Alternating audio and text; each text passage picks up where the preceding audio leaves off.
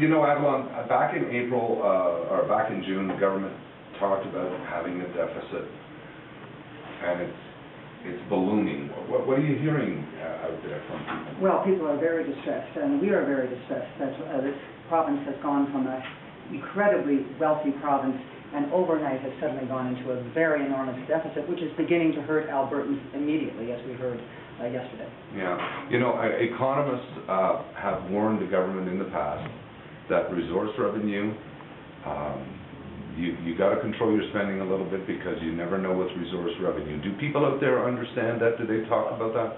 Well, I think some people have not understood it clearly, but we have heard it from experts who have worked for Alberta Energy that this downturn in natural gas was entirely predictable, and this government should have been preparing for it. Just as Mr. Lougheed said many years ago, we should have been saving money instead of spending it willy-nilly all over the place, so that now Albertans are going to see reduced services in healthcare and education, which they do not deserve.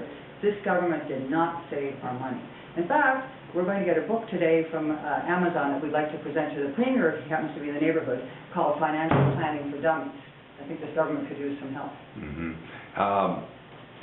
There seems to be some deficit panic in the sense that Health Services meeting asking for a $1.3 billion cut from its staff and management. Dave Hancock yesterday saying, you know, school boards, come on, give us some of your surplus.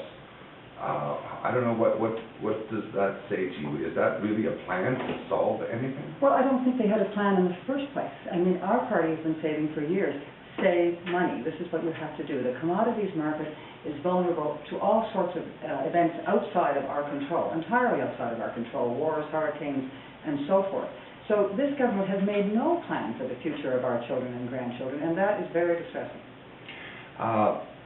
Some people out there turn around to me and say, where's all the diversification everybody's been promising? This government has been promising. Well, that is a good question. We would certainly be in favor of more diversification, but we're not running the government. But what we want to do is to send a report card to this government in this by-election and say, we are entirely displeased with how you've been managing our money and our children's futures, and we want to let you know really strongly that this is not good enough. Is there are you getting a sense out there that people want change? People are so disgruntled.